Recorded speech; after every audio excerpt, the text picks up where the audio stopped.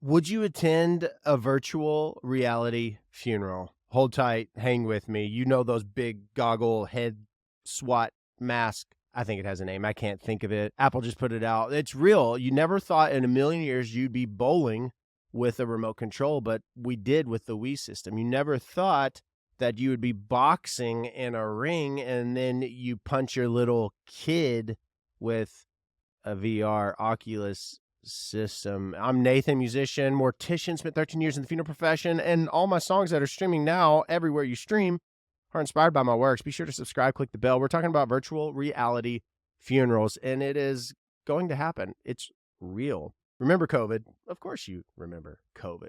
Literally overnight, a profession which is rooted in tradition. It's beautiful in the fact that it hasn't seen much change because it's so reverent. It is slow to embrace change, very slow, in fact, to embrace technology. Did you know that up until maybe just a couple of decades ago, typing obituaries on the typewriter, getting the final draft, rushing it, driving it to the local newspaper instead of just emailing it or even faxing it for them to just retype it?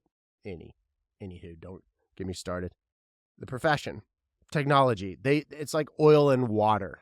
The pandemic, it forced the hands of funeral home owners. Overnight, they went from not only event planners to tech whizzes, or they had to try to be anyway. They had to begin to stream funerals. Hey, only 10 people, halt, can come in. We'll stream this on Facebook. We'll stream this on YouTube. Some got witty enough to partner with funeral-focused companies that made it live on a funeral home website, which is great. I am telling you this because the profession was required to upgrade during the pandemic. And people across the globe, across the street, who couldn't physically be there, were there virtually. And I think it changed the minds of people and how they receive, how they celebrate, how they participate. I mean, we obviously saw that with how we purchase. I mean, my gosh, we now click a button and food drops on our porch. Just a few years ago, of course, you still had DoorDash and all the other Grub hubs, but you still went there more so. Now it's just very commonplace. My point is virtual reality funerals are going to happen because everything virtual is happening. If you saw the reviews of the new Apple, I can't think of the product. You see that Casey Neistat has a really cool review. He's sitting in Times Square and he's looking. You see the screen that he sees, which is the world. He sees the world around him, and he sees his text messages, his YouTube. He has his computer. He literally has a virtual workspace. He looks like a nut job if you're watching this guy doing this kind of thing, but he's living in the world that we are receiving and perceiving, but he's also working and texting. It's wild. You see people running and headbutting and breaking microwaves because they are so ingrained into this world. How do you feel about a VR funeral? Let me know in the comments below. And if you've gotten this far, be sure to subscribe, click the bell, and it's right there. It's going to happen. What are your thoughts on a VR funeral? I would totally attend it. I understand if you're across the street and you could just walk across to the funeral home where the loved one who's reposing in the casket is and pay your respects. But let's say you're sick with COVID, God forbid, and you don't want to get someone else sick, so you put your little and you're there. And then how does the funeral home? Of course, there's going to be tech that says, oh, well, Nathan's participating virtually. And they're going to be like, hey, would you attend? Or across the globe, there are people that have still not been able to go to the physical grave spaces of their loved one because during the pandemic, they had the burial. And then, of course, life happens. They're in Kansas City and they've not gotten back home yet, for instance, but one day they will.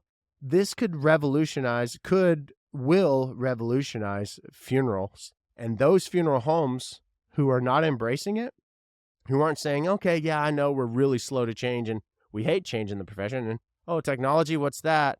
I know funeral homes that use Facebook as their official website. They might post, every 2 years, the Bloomin' Onion Festival, and then everything else is obituaries.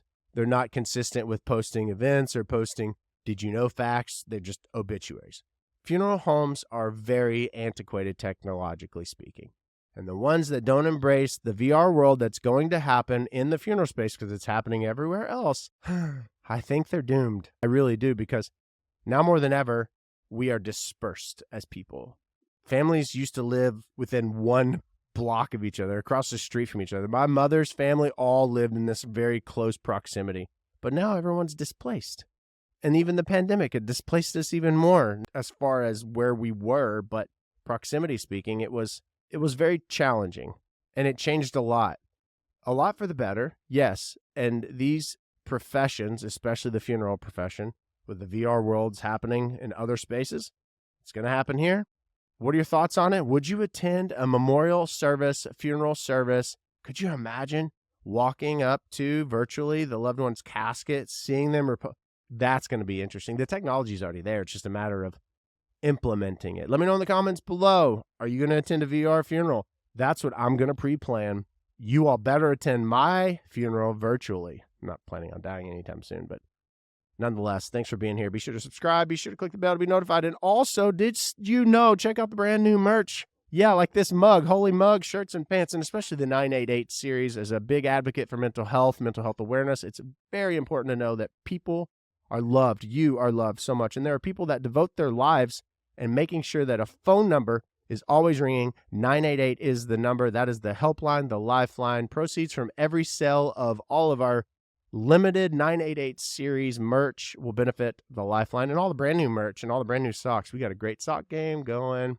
And also, if you're not a trier, you better be, because exclusive releases, exclusive content, all of that lives right down in the description. Triers, it's a members only exclusive. Join me there. Thanks for being here. Don't be square. Virtual reality funerals. Sorry for your loss. I don't know why I'm petting their hand. That's what I was doing in my... Okay, I'll stop.